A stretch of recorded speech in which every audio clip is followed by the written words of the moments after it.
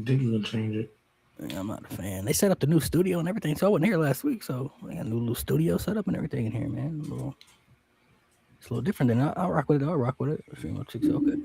All right, y'all. Welcome back to No Name Wrestling. We here in the cut in the building. Me, G, Lynn. We're gonna be rocking it out today. Shout out to Jade. Shout out to Mo. Shout out to Nate, who will not be a part of the episode today. I don't know about Mo. Mo. Yeah, exactly. Yeah. Mo Mo's been ducking for frustrating. weeks, bro. Yeah, Mo has been ducking for weeks. He been ducking for weeks, but today's episode is going to be a little bit different for you guys. We're going to actually do something fun and engaging, an idea that I came up with that I think would be fun and cool. So I don't know if you guys are familiar with the YouTube channel called Hot Ones. It's basically like where they, the one guy interviews celebrities and they eat spicy wings and stuff throughout the episode. We're going to be doing something like that, but a little bit different. So each of us have come up with just random 20 questions of trivia related WWE, and if somebody misses a question, everybody has to take a shot of hot sauce or whatever type of hot sauce they have. You know what I'm saying? It could be Tabasco sauce, whatever, anything hot. So just depends on, if you get the question right, how many shots people are going to be taking. It'll be a little fun game for us to engage with, to see if y'all rock with it, man. So hopefully y'all entertained. But of course, before we dive into that, we'll talk about the Cody stuff and the Randy stuff and all that stuff, and then we'll dive into the questions and everything. So I wasn't here last week, so I don't know what you guys predicted. I don't know if you guys thought differently. So fill me in on what y'all had last week. I think looking at the Elimination Chamber, it was like, okay, they announced it. In my heart, I really did not think this was going to end. I thought it was going to be a DQ. I was like, there's no way this is going to end clean. With the story they've been telling, Jacob, Drew, like the whole nine, I really, in my heart of hearts, thought they were going to build to the Fatal 4-Way. I thought, even though maybe when Drew first won it, we all said this is a transitional reign. He's not going to hold it long. Right. I think we all kind of assumed that. Right. But I thought with the work that he was doing and how good that little 4-way story they was telling, I thought they were going to do the Fatal 4-Way. Cody and Jacob never had their match. Yeah. They just brawled. Yeah. That never got resolved, and Cody was talking crazy to Jacob about, like, you're a criminal. Like, that was the first thing out of his mouth. Yeah. So I'm looking at that like, okay, that's not resolved. Drew attacking Randy. Randy's going to want to get his get back. Cody's still making the chase, and Randy winning the chamber was absolutely the right decision. So it's like, it makes sense to do a Fatal 4-Way. And when is the last time they've had a multi-man match for the world title at WrestleMania? I don't remember when the last, does anybody remember? Yeah, Mania 2000. Yeah, it's been a minute. That Fatal 4-Way, even a triple threat. It was the McMahon. The triple threat happened last year. If you're talking about for the title, I think that was for the title. That was Roman, Punk, and Bryan, I think. Roman, Bryan, and Edge. But like, they've only ever had one Fatal 4-Way main event WrestleMania, and that was 2000. Yeah, and that was the four McMahons in each corner. Huh? Right, but I felt like if they were ever going to do it, this was the year, because everybody, in my opinion, had a reason to be there. Randy won the chamber. Cody keeps getting screwed. And Jacob, he got screwed. What, as of right now, it's assumed he got screwed by Drew. They haven't showed any video evidence to dispute otherwise. It should be Cody. It should be Cody. It better not be. It better not be. Let me ask you this then, because I'm gonna put my perspective. Do you think for the WrestleMania main event, it should go to the biggest stars and the biggest stories they can put, or to people that you think have earned that spot? Ooh, great question. Both, but it's almost like it goes hand in hand. If you had to weigh option, like the people who have earned it. And see, I do stories more. No, but that's the thing. If you've earned it, that means you're gonna have a story. That's fair. That's good enough to be there. But I feel like Malik. I feel like Malik's saying how Drew has earned his Mania moment. I feel like he's talking about those people, like the. But he has a story. Well, at least up until Friday, he has a story. He does that has earned him his way. Because before that, you could say, yeah, he deserves to have a Mania moment in front of fans. Once he won the title, he was in a story that, in my opinion, deserved to main event WrestleMania. Right. He was That's in a fair. he was spinning a bunch of plates over and over.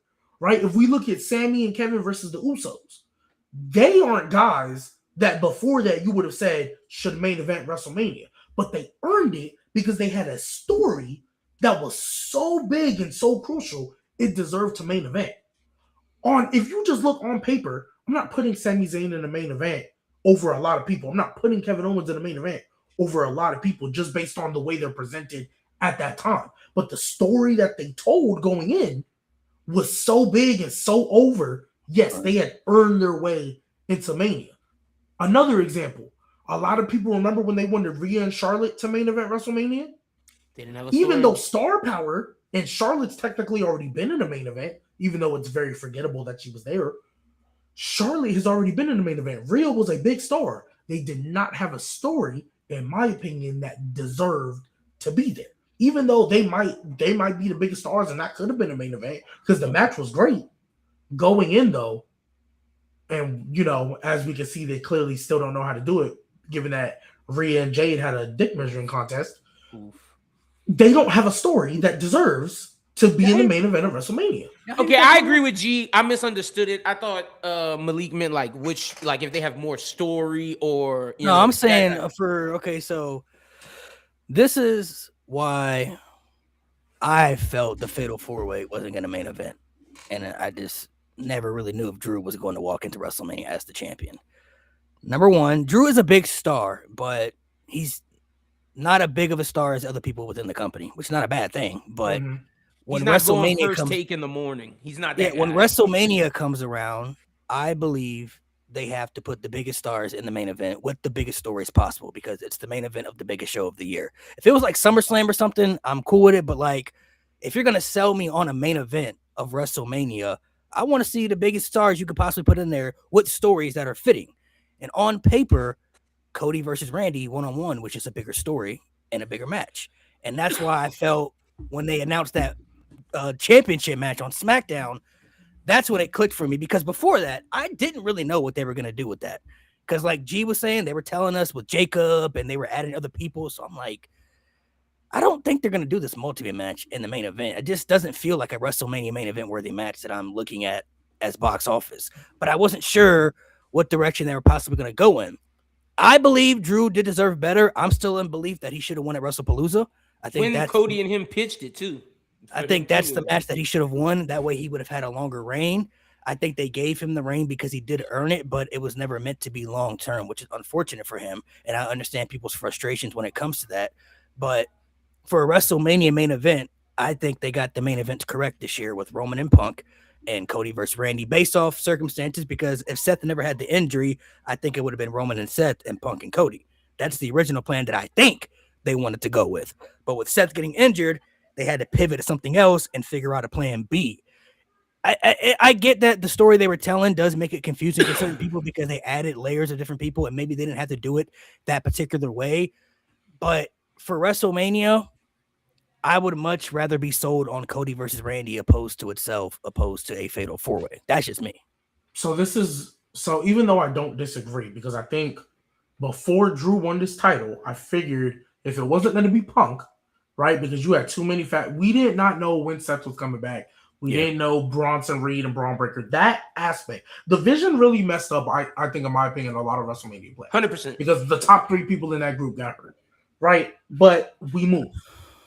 Once Drew won the title, we all said, "Oh, they actually did it. He's not going to hold that long at all." Like, I think that was our initial thought. He's not holding it long at all. Cody will get it right back, right? Because either we're going to get Cody Roman 3 or we're going to get Cody Punk. I don't think Randy was really kind of in that mix yet because he was still kind of PTOing it. The only reason why I feel like in this case, because I do agree that you can be sold on a story off rip on paper on Cody Randy alone. The only reason why I say they could have done the Fatal 4-Way in this instance is because that's the story they've been telling for months, and it's made everybody involved the most interesting they've been in months. The aspect of Drew McIntyre interfering with everybody in this, that, and the third, Cody and Jacob's little spinoff feud that I thought they were actually going to eventually settle, Randy being there with teasing he might start pulling the trigger, right? If it was me, this Fatal 4-Way would have been my start of the Cody-Randy feud. Because no matter what you do, Randy Orton needs to win this match. And see, that's why once we established mm-hmm. Randy Orton was going to be in this main event, he's the one that needs to win. I don't care if it was a Fatal 4-Way, 6-man Hell in a Cell, like I was fantasy booking, hoping for. Randy needs to win this match. The reason why Randy needs to win this match is because, in my opinion, you cannot run, just like I said last year, you cannot run a Cody-Randy feud with both of them as baby faces. I did not believe you could run a Cody-Cena feud with both of them as baby faces. Granted, I predicted the Cena heel turn, but even then, even if they would have went the other way, you cannot have a Cody-Randy feud with both of them as baby faces, because the crowd, even though Cody still gets babyface reactions, the crowd is going to cheer for Randy way more. You can use that, though, to turn Cody heel. I think coming out of the Fatal 4-Way, you could have still had Randy win, Cody be upset about it, and then eventually turn heel. And that's how we get the Cody-Randy story across, and that's the start of it. I think the Fatal 4-Way could have been the start that still gives Drew and Jacob the opportunity, because my second thing to that, yes, I feel you, Malik, you got to put the bigger stars in the main event, but you can't make bigger stars if you don't get other stars the opportunity to be there. I think eventually you got to start putting people in that spot. That's why a lot of people complain that Roman is back and we're relying on 40-year-olds. But then if you come and tell me at WrestleMania time, well, we're not even going to give, even though they're not that young, we're not going to give these other guys a chance or younger guys a chance. Like, eventually you got to do it. Eventually Cena had to be in the main event with Triple H. Eventually Cena had to be with Shawn Michaels in a high-profile match. Eventually Randy had to be there. Eventually you got to put these guys there. And that's my only thing. Like, yes, Cody-Randy on paper is probably a bigger match. I don't disagree, especially because I think we all know the original plan was Cody Punk based on everything that happened. Mm-hmm. That was the original plan. So I feel you. I get it. But I don't think a pivot to a Fatal 4-Way here would have been the worst thing in the world, because everybody deserved to be there, and it made sense. I think, yes, you're not wrong when people have to be in that spot eventually, but I think you have to build people up properly for them to get there. You know, if you're looking at a WrestleMania main event, not everybody's going to have that luxury of getting that spot. You know what I mean? So it's like, for example, like Jade versus Rhea, if that was in the main event, to me, that would feel underwhelming, because Rhea is big enough to be there, but I'm not convinced that Jade is at that level yet to be in that spot. Doesn't mean she can't get there. It goes back to what we said before, like Roman in 2015. Like, Roman was forced to be put in that spot because the company was telling us they were going to push him to be in that spot no matter what. So when he made evented against Brock in 2015, to me, I didn't feel like Roman was ready for that spot yet. It didn't feel believable. The match was still fine, and it overexceeded expectations, and the cash and everything was cool. But like, the build going into that match, this is Brock coming off the streak and Cena. And when they had Roman, who hadn't even accomplished anything yet, Roman hadn't even won a singles title. You know what I mean? Like, he hadn't even done anything outside of the Shield. So when he was in the main event of WrestleMania, I'm like, I'm not sold yet. Like, he's ready for that spot. You know what I mean? Like, this is the WrestleMania main event. Now, eventually, of course, he would end up getting there, but I think he was there a little bit too early, you know, opposed to what the company was telling us, but it didn't matter because they were going to force him in that spot, whether fans accepted it or not. So some people will get that luxury. Somebody asked in the chat, what's the difference between Braun Breaker main eventing than Drew McIntyre? I think it goes to the Roman factor. Braun Breaker is going to be built to be the next guy. So he's getting that spot no matter what, whether people want him to or not get him to. Like, eventually, within the next 5 years, within that gap, he'll be in the main event of WrestleMania. It may even be before then. It's just, I feel like, well, actually, Lane, you go ahead. Well, for me, my thing is, I'm not mad at it. Obviously, Cody got the merch on, but I do agree with G. Randy has to win. Randy has to win regardless. That's why I wasn't, when G broke it down for me how he did on the pod last week, that's why I wasn't upset at the Fatal 4-Way, because you could build to that. But I did think about what Malik said about how, you know, the bigger stars. So if you're giving the bigger stars, I think it has to come down to how they book us going into this 6 weeks. They have to book it right, because if not, it's going to be, why didn't you do the Fatal 4-Way? The story was built. Now you're coming to tell a new story, which, I mean, you do have history with Legacy, Master, Apprentice type story, but it has to work, because if not, everybody's going to say you should have did the Fatal 4-Way, 100%. I think also, too, I look at it very much differently this year opposed to last year. Last year, I didn't think they had to turn anybody heel with Cena and Cody. I think they could have just did it the way they did, and people obviously would have chose Cena, but I don't think it would have affected Cody or mattered. This year is a little bit different because I think Cody's babyface run has run for so long at the highest level. Mm-hmm. I think the only way for me now for Cody to win is if he does turn heel and beats Randy that way. I agree. If he beats Randy and turns heel, then I can accept that, and I'm cool with that. Not necessarily saying they have to turn Cody heel, but going up against somebody like Randy, I think that might be the only smart move, because the babyface run for Cody, I don't know how much longer they can stretch it out to where fans are still accepting Cody as the babyface that they want and getting cheered opposed in the audience, because the IWC, obviously the internet has already turned on him, right? But when it comes to the crowd reactions, they haven't really turned on him yet. So I don't know how much longer they can really stretch that out, opposed to, finally doing the heel turn that I think some people are kind of ready for. So it just really depends on what they want to do. I mean, honestly, if I'm not really sure what they want to do for the main events, because if they turn Cody heel, that might have to close night too. Because that's a big deal right there. Like if they turn Cody heel against Randy, that might have to close out Mania, like to end off Mania week, because that's like something that people have been waiting for, but it's also like the biggest babyface in the company just turned into a bad. And look, and to G's point about you had these stories built up. If you turn him heel, that solves why you don't do the Fatal 4-Way, because now you have 4 guys in line to fight new heel Cody. So they kind of have to, I feel like, and if not, then it has to be Randy win. But if Cody wins, he has to be heel. And my thing is too, let me ask y'all this.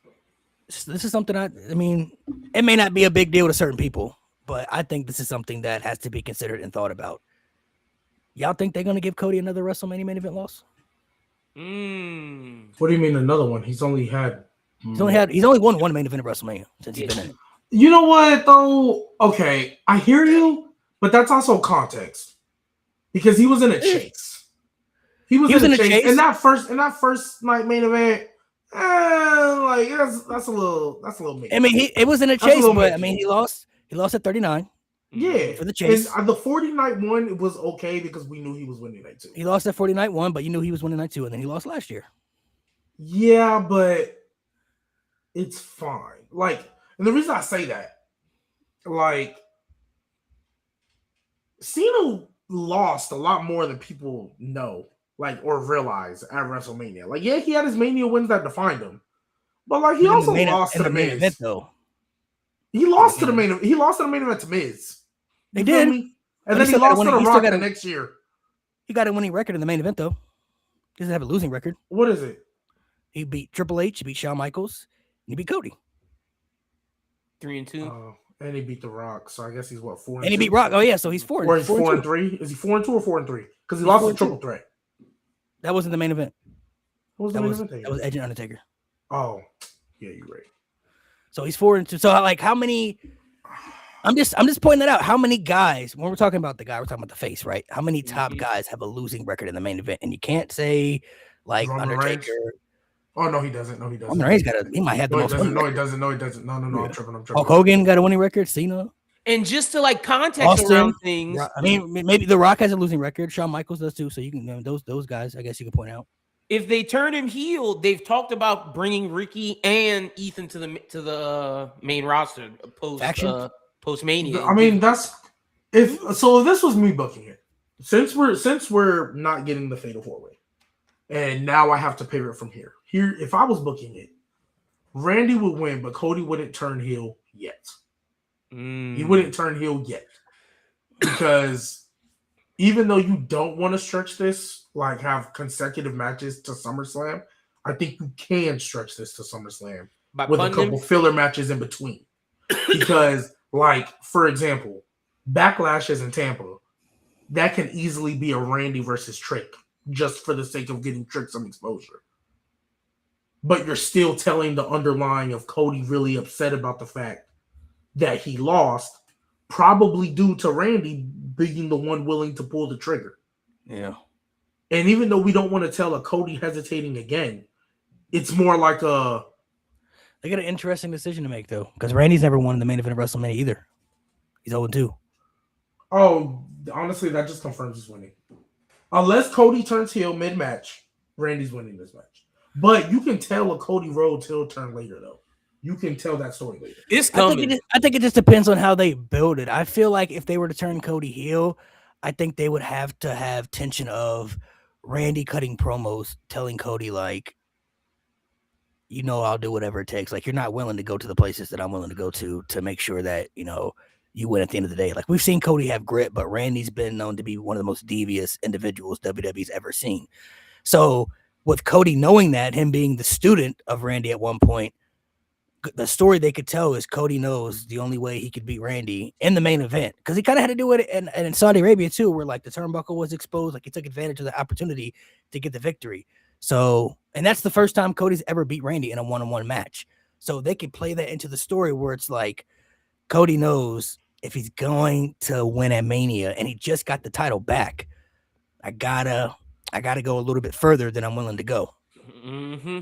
But that's if they want Cody to win, because like I just don't think you can have him win. I think both matches are kind of up in the air, really. Like, they have some, because I could see scenarios on either side for the World Heavyweight title match and the WWE title match. Like, I could see scenarios of why they would want to have each guy. Like, if they want to continue to push Punk, I can see that.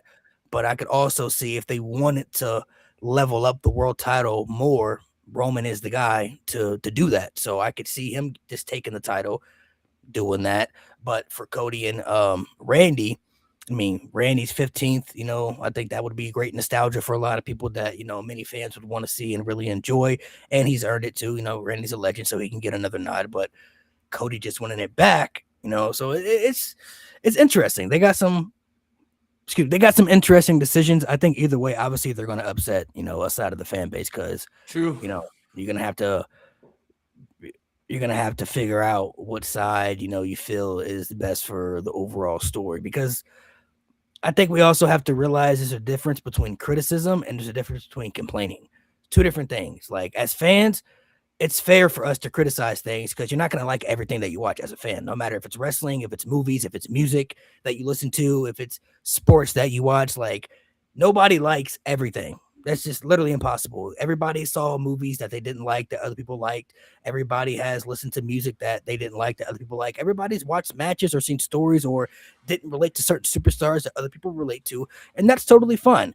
But the complaining part becomes a problem is when you're just complaining about everything that goes on, pretending like nothing about the product is good when that's just not true. Then to me, it's like, why are you still watching? You know what I'm saying? Like, if you're not going to like anything that happens, if you're not going to like any superstar that gets pushed, what's the point of still watching then at that point? You know what I mean? If you're watching every movie that you've seen and you don't like any movies, then why are you watching movies then? You feel me? It's just like, there's a difference between criticizing and complaining. It's okay to criticize things you don't like. And when it comes to the main event, there's going to be some criticism that is a little fair, but there's also going to be that unfair criticism that comes with it. So it's just really a pick and choose of, I think they have to do what's best for the story angle. I think that's the most important part. If it's best for Cody to turn heel and win, I'm not against it at this point. If it's best for Cody to lose and Randy get 15, I'm not opposed to that either. I think you just have to figure out what is best for the story moving forward for the future, because what also people I think have to really understand too, which I don't know why people haven't comprehended it yet, whoever the top guy is in the men's or even the top female in the women's division are going to get pushed a lot.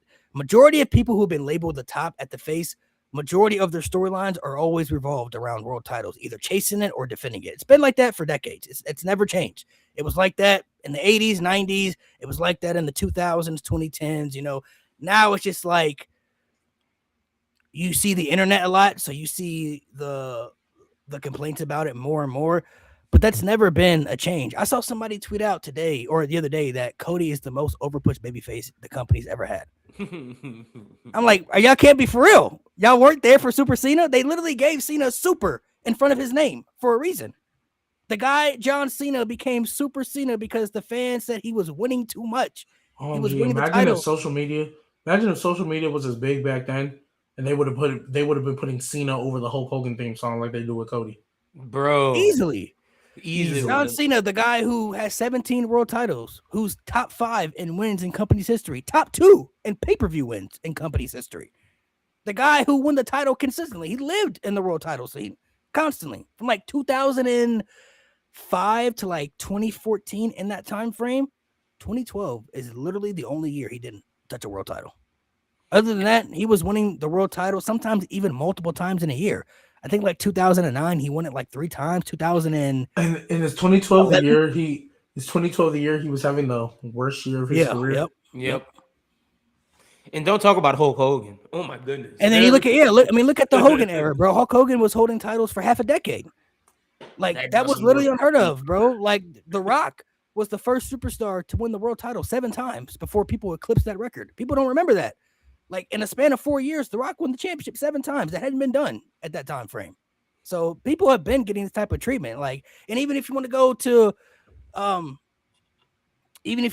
people who just get pushed, like I really feel like because Cody's getting pushed, there are certain people who are just pretending that it didn't happen. But we're coming off a 4-year reign of Roman Reigns, bro. That's never happened since the 80s. Can people really, like some of y'all really have to comprehend that. Roman Reigns had a 4-year run as champion that literally hadn't been done since the 1980s, and that was Hulk Hogan. John Cena, Shawn Michaels, The Undertaker, Stone Cold, all these other guys before Roman never had that. 4-year reign. It's unheard of in this era. You'll probably never see that again. So every top guy who gets pushed will be pushed at the highest level possible. And yes, it can be a little annoying sometimes that they're always in the title scene and maybe in the main event spot. Maybe they don't have to be in there consistently 24/7. I feel y'all on that. But that's just what it is. It's going to be that way. Whoever the top guy is going to be pushed in that spot. It's going to happen after Cody too. Whether it's Braun Breaker or it's Obafemi or whoever fills those shoes, whoever that person is, going to main event WrestleMania quite often, will be the world champion a lot. Most of their stories will be revolved around, chasing the championship or defending the championship 100%. Like, it's just going to be that way, man. It's always been that way. It's just people just pick and choose who gets the pass depending on who they like. Facts. If they like that superstar, oh, okay, it's cool then. You know what I'm saying? Like, that superstar is actually good. They're actually entertaining. That's just your perspective, though. Cody Rhodes is in the position he's in right now because the company sees value in him, and he wouldn't be there if they didn't see that. This is what it is. You feel me? The same with Roman Reigns, the same with John Cena for years when people were begging for him to turn heel or begging for him to get pushed out of that spot. Vince McMahon knew what he had in John Cena. That's why he was there for all those years. So, people can root for who they want to root for, and you can cheer for who you want to cheer for. That's totally fine. But if you've been watching for a long time and you can't comprehend or understand why these people are in these positions, I genuinely don't know what to tell you at this point, man. No, that's a fact. And it's crazy because when you watch the live crowd, he's still getting the cheers. People understand he's the top guy. It's so bad that people are trying to hate because I don't know if this is true, but we talked about this before we started, but like, bro, they were buying dislikes. Like, that's crazy. So crazy. And Cody will have the same effect that Cena did and Roman. And what I mean by that is when Cena was the guy, people didn't like it. They were tired of it.